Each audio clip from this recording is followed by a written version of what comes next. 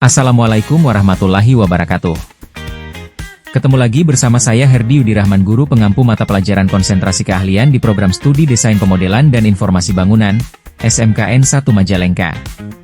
Pernahkah kalian berpikir bagaimana sebuah jalan bisa terasa nyaman dilalui, tikungannya pas, tanjakannya tidak terlalu curam, dan pandangan ke depan terasa aman? Semua itu bukan kebetulan, melainkan hasil dari sebuah proses yang disebut perencanaan geometrik jalan. Perencanaan geometrik jalan adalah tahap awal yang sangat penting dalam pembangunan infrastruktur transportasi. Disinilah bentuk fisik jalan dirancang agar sesuai dengan fungsi, kondisi medan, volume lalu lintas, dan standar keselamatan. Dalam video ini, kita akan mempelajari elemen-elemen utama dalam perencanaan geometrik jalan seperti alinyemen horizontal dan vertikal, penampang melintang, superelevasi, hingga jarak pandang. Yuk, kita pahami bagaimana jalan dirancang secara cermat agar dapat menghubungkan tempat dan kehidupan dengan lebih baik.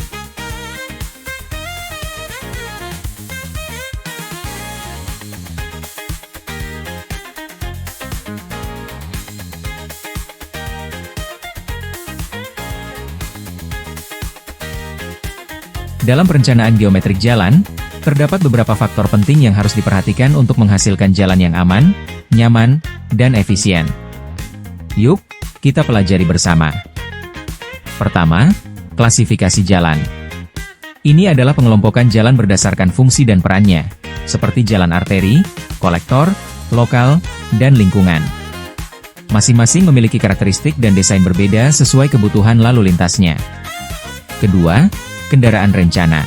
Perencanaan jalan harus mempertimbangkan jenis kendaraan yang dominan digunakan, seperti mobil pribadi, bus, atau truk besar, karena ini memengaruhi lebar jalan, radius tikungan, dan ruang gerak kendaraan. Ketiga, volume lalu lintas, yaitu jumlah kendaraan yang melintas dalam periode tertentu. Volume yang tinggi menuntut kapasitas jalan yang lebih besar dan desain simpang yang efektif. Keempat, kecepatan rencana. Ini adalah kecepatan maksimum yang dirancang agar pengguna jalan dapat melaju dengan aman.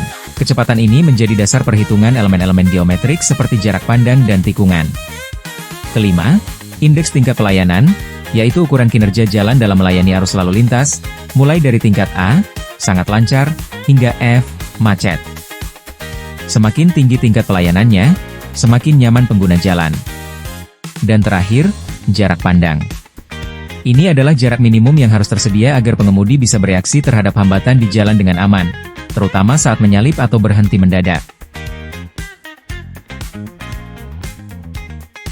Pada gambar pertama, kita melihat jalan umum, jalur lalu lintas yang digunakan oleh berbagai kendaraan, mulai dari mobil pribadi, angkutan umum, hingga kendaraan niaga. Jalan ini dibuka untuk masyarakat luas, dan biasanya menghubungkan antar wilayah, antar kota, atau antar kawasan. Jalan umum dirancang untuk melayani mobilitas sehari-hari secara luas, seperti jalan arteri, jalan kolektor, atau bahkan jalan tol. Sementara pada gambar kedua, terlihat jalan khusus, ditandai dengan marka berwarna mencolok dan rambu tertentu. Jalan jenis ini hanya boleh digunakan oleh kendaraan tertentu untuk tujuan tertentu. Misalnya, jalur khusus kendaraan listrik, jalan tambang, atau jalur evakuasi. Jalan ini tidak dibuka untuk umum dan pengaturannya ditetapkan oleh instansi terkait. Kemudian kita pahami klasifikasi jalan berdasarkan fungsinya. Klasifikasi ini penting untuk menentukan desain geometrik jalan, pengaturan lalu lintas, dan zonasi wilayah sekitar. Yang pertama adalah jalan arteri. Jalan ini berfungsi untuk melayani perjalanan jarak jauh dengan kecepatan tinggi. Jalan arteri menghubungkan pusat kegiatan utama, seperti antar kota atau kawasan industri. Akses masuk dibatasi agar arus lalu lintas tetap lancar. Contohnya adalah jalan tol atau jalan nasional. Selanjutnya, ada jalan kolektor. Jalan ini menghubungkan jalan lokal atau lingkungan ke jalan arteri. Jarak tempuhnya sedang, kecepatan juga sedang, dan jumlah akses masuk tetap dikendalikan. Fungsinya adalah mengumpulkan lalu lintas dari jalan-jalan di bawahnya. Kemudian, ada jalan lokal. Jalan ini melayani jarak tempuh dekat, seperti dalam satu kawasan perumahan atau kota. Kecepatannya rendah dan banyak memiliki akses keluar masuk langsung ke properti di pinggir jalan. Oleh karena itu, desain jalannya lebih ramah terhadap pejalan kaki. Dan terakhir adalah jalan lingkungan. Jalan ini juga melayani perjalanan dekat dengan kecepatan rendah. Biasanya terdapat di kawasan pemukiman, kompleks, atau area publik.